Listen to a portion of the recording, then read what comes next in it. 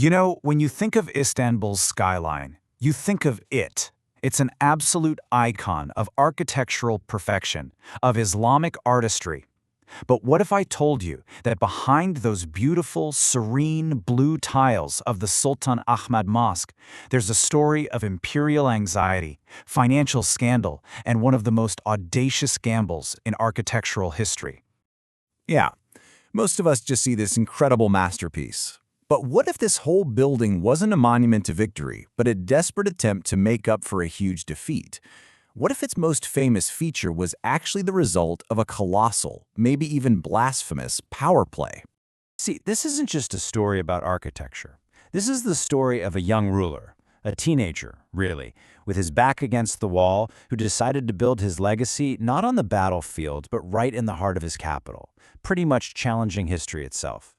Okay, so to really get the mosque, you've got to understand the guy who built it and the immense pressure he was under.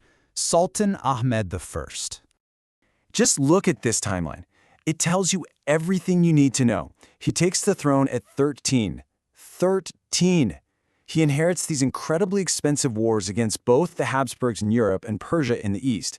Then, by 1606, he has to sign this humiliating peace treaty. It was a huge blow to their prestige. So at just 19 years old, with 0 major war victories to his name, what does he do? He does something completely radical. He decides he's going to build a massive mosque to try and win God's favor. And you know, his ambition wasn't just general. Oh no. He had a very specific target in mind. He chose to build it directly across from the legendary Hagia Sophia. I mean, the symbolism was impossible to miss. He was literally throwing down a challenge, building an Ottoman Islamic masterpiece to stare down the greatest symbol of the old Byzantine Empire. This was architectural warfare. And right away, we hit the first big scandal. And it's all about the money. See, there was this sacred tradition. Sultans paid for these huge mosques with the loot they got from winning wars. But Ahmed, well, he had no loot. So he had to use public money, right from the treasury, which was already stretched thin. This really ticked off the religious leaders, the ulema, who thought it was a huge act of hubris. Some even said Muslims shouldn't pray there. But believe it or not, the funding, that wasn't even the most controversial part. Not by a long shot. That had to do with the design itself, and specifically, the minarets. So here's the deal. 6 minarets was a sacred number. It was reserved for one place and one place only, the Grand Mosque in Mecca, the absolute holiest site in Islam. For some sultan in Istanbul to build a mosque with the same number, well, it was seen as unbelievably arrogant, sacrilegious even. It's like he was saying his personal project was just as important as the spiritual center of the entire religion. I mean, the nerve. So how on earth did this happen? Well, the official story, the one that's been passed down for centuries, is that it was all a big misunderstanding. Take a look at these 2 Turkish phrases. The Sultan supposedly asked for altın minareler, which means gold minarets.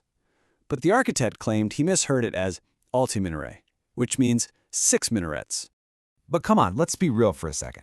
Does a master architect really accidentally mishear an order and start building 6 massive towers?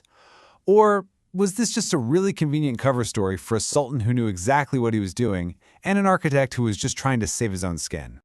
So how do you fix a problem like that? Well, the solution was just as bold as the move that caused it. To calm everyone down, Sultan Ahmed simply paid to have a 7th minaret built in Mecca. Just like that. It was a clever and very expensive way to restore Mecca's unique status, and it let his 6 minarets in Istanbul stand. Problem solved. Okay, so the drama wasn't just on the outside. The Sultan's obsession with what was happening on the inside, well, that created a whole other crisis, and it was all about those famous blue tiles. Get ready for this number. 21,043. That's not a random number. That is exactly how many handmade, hand-painted ceramic tiles line the inside of the Blue Mosque. Every single one is a piece of art. These tiles, they all came from the famous workshops in Iznik, and they have more than 50 different designs. Tulips, roses, cypress trees, all meant to create this feeling of a garden in paradise. And it's this breathtaking blue color that gives the mosque its famous nickname, the Blue Mosque. But here's the part of the story nobody talks about. The Sultan got so obsessed with getting the absolute best tiles that in 1613 he put out an imperial order. He literally forbade the entire Islamic tile industry from making or selling tiles to anyone else for any reason until his mosque was done. Think about that. He basically held an entire national industry hostage just to get his vision built.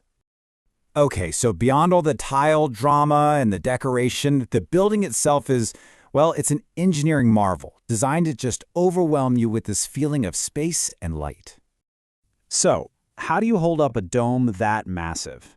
The secret is these 4 gigantic pillars. I mean, they're so huge that people started calling them elephant feet, and that's what they are, the anchors that let this whole vast space exist. And the real genius here is how all that weight just seems to disappear, to almost float. The main dome's weight doesn't just push straight down. It flows outward into a whole cascade of smaller semi-domes, each one propping up the next. This creates this incredible wide-open prayer hall with no columns blocking your view. It just gives you this feeling of infinite light and space. So the Sultan, he gambled everything on this building. His money, his reputation. Did it pay off? What was the end result? And this is where the story gets a little tragic. Sultan Ahmed died of typhus in 1617. He was just 27 years old. And it was the very same year that his masterpiece was finally finished. He was buried right outside its walls, so he never really got to see it become the global symbol it is today. But his legacy? Oh, it absolutely endured. In 1985, it becomes a UNESCO World Heritage Site. Then, in 2006, you have this incredible moment where Pope Benedict XVI actually visits and stands inside for a moment of quiet reflection. And just recently, it finished the biggest, most detailed restoration in its entire 400-year history. But that restoration, it uncovered a secret that was, frankly, terrifying. 5 centimeters. What on earth could that number possibly mean? Well, that's how far one of the minarets had silently leaned out of place over 400 years. It's a tiny number, but it represented a massive threat to the whole structure. For years, one of the most famous parts of the Istanbul skyline was quietly, slowly, becoming unstable. It took an emergency intervention to save it. So, when you put it all together, you're left with this incredible question. How does a building that was started by a teenage sultan with no victories, with a scandalous budget, and a design that broke all the rules, how does that building come to represent the very soul of a city? And how does it manage to outlast the entire empire that built it? It just goes to show sometimes the greatest legacies aren't born from strength, but from a desperate, audacious hope to create something that will truly last forever.